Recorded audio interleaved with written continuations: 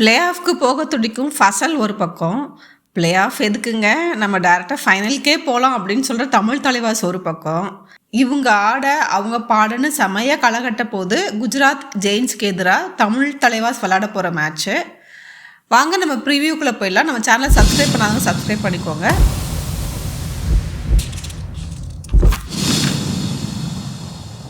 Hello friends, welcome to let's sports channel. இன்றைக்கி குஜராத் ஜெயின்ஸோட தமிழ் தலைவாஸ் ஒரு முக்கியமான பலப்பரீட்சை பண்ண போகிறாங்க. இது குஜராத் ஜெயின்ஸுக்கும் தமிழ் தலைவாஸுக்கும் யார் பிளே ஆஃப்க்கு போகிறதுக்கு ஒரு அறிகுறி இருக்க போகுது அப்படிங்கிறது ரொம்ப ரொம்ப இம்பார்ட்டண்ட்டான ஒரு முடிவு. குஜராத் ஜெயின்ஸ் 50 புள்ளிகள் வச்சுருந்தா கூட இந்த மேட்ச்சு அவங்களுக்கு ரொம்ப ரொம்ப முக்கியமான மேட்ச்சு. அதே தமிழ் தலைவாஸ் போன மேட்ச்சில் ஜெய்ப்பூர் பிங்க் பேந்தர்ஸ்க்கு எதிராக ரொம்ப மோசமாக தோற்றதுனால ஒரு கம்பேக் கொடுக்க வேண்டிய நிலமையிலையும் தமிழ் தலைவாஸ் இருக்காங்க. ஸோ குஜராத் 17 போட்டிகளை விளாண்டு 9 வெற்றி 8 தோல்வி 50 புள்ளிகள் வச்சுருக்கிறாங்க, 6வது இடத்துல இருக்கிறாங்க.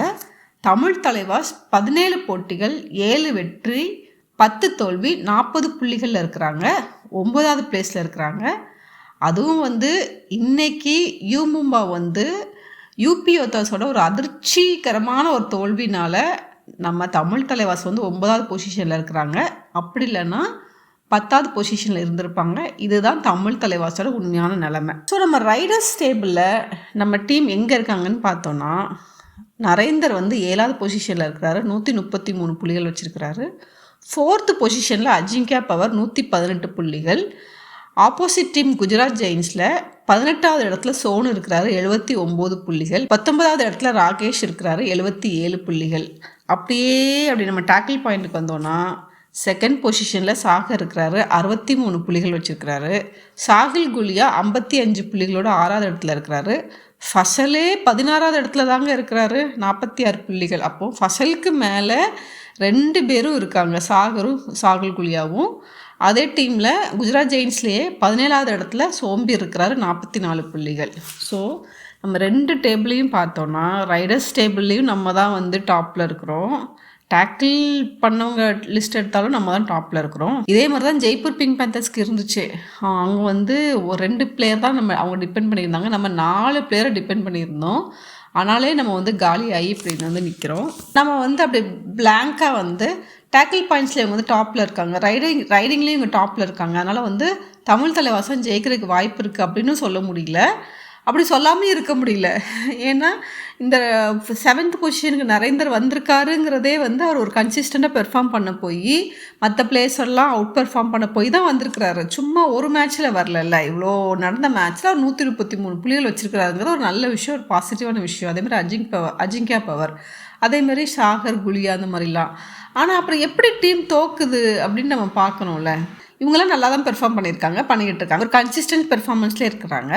அப்புறம் எப்படி டீம் தோக்குது, ஏன் தோக்குது அப்படின்னு பார்த்தா, எல்லாருமே ஒரு கன்சிஸ்டன்ட் பெர்ஃபார்மன்ஸ் பண்ணணும். அட்லீஸ்ட் இவங்க அளவுக்கு பண்ணலன்னா கூட அட்லீஸ்ட் ஒரு எபோவ் ஆவரேஜ் பெர்ஃபார்மன்ஸாவது இருக்கணும்.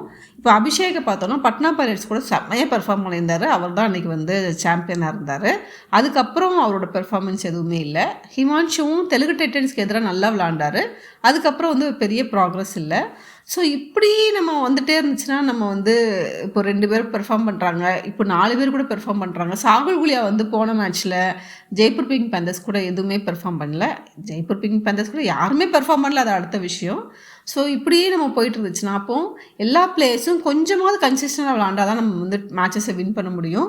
இப்போ நம்ம ரொம்ப நாளைக்கு 4 மேட்ச் கண்டினியூஸாக வின் பண்ணிட்டோம் அப்படிங்கிறது நம்ம புகழ் பாடிட்டே இருக்க முடியாது. ஏன்னா அது இப்போ நம்ம பிளே ஆஃப் போகணுன்னா அடுத்த 5 மேட்ச்சும் வின் பண்ணி போகணும் அப்படிங்கிற ஒரு இக்கட்டான சூழ்நிலையில் இருக்கும்போது நம்ம என்ன பண்ண போகிறோம் அப்படிங்கிறது ரொம்ப ரொம்ப ஒரு கேள்விக்குறியாக இருக்குது. ஸோ நான் ஏற்கனவே சொன்ன மாதிரி பிளே ஆஃப்க்கு போக துடிக்கும் ஃபசலோட லாஸ்ட்டு பெர்ஃபார்மன்ஸை பார்த்தா நம்மளுக்கு தெரியும் எவ்வளோ விகராக, எவ்வளவு டைட்டாக, எவ்வளவு நல்லா விளாண்டு ஒரு டீமை வின் பண்ண வச்சாருன்னு. இங்கே கான்ஃபிடென்ஸே இல்லாத தமிழ் தலைவாஸ். ஜெய்ப்பூர் பிங்க் பேந்தர்ஸ் தமிழ் தலைவாஸோட கான்ஃபிடென்ஸை சுக்குன்னு உடச்சி தூக்கி போட்டாங்க அப்படின்னு சொல்லணும். ஸோ இந்த நிலமையில தான் இந்த மேட்ச் இருக்க போகுது. ஸோ குஜராத்தோட பாசிட்டிவ் நம்ம என்னென்னு பார்த்தோம்னா, ஃபசல் லீடர்ஷிப் தான் பயங்கரமான பாசிட்டிவாக இருக்குது.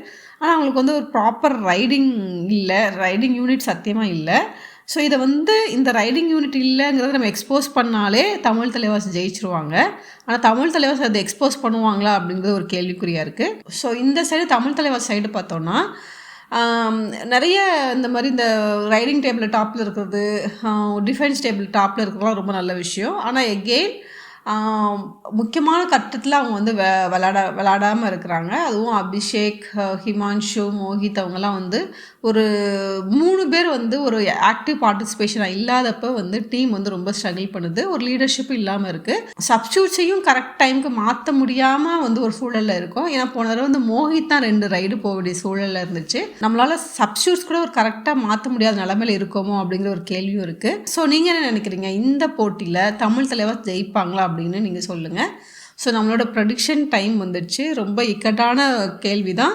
ஆனால் நம்ம ப்ரெடிக்ஷன் வந்து குஜராத் ஜெயின்ஸ் ஜெயிக்கிறதுக்கு நிறைய வாய்ப்பு இருக்குது. தமிழ் தலைவர் ஜெயிக்கிறதுக்கு வாய்ப்பு இல்லை. ஸோ உங்களோட ஃபீட்பேக் சொல்லுங்கள். நன்றி, வணக்கம்.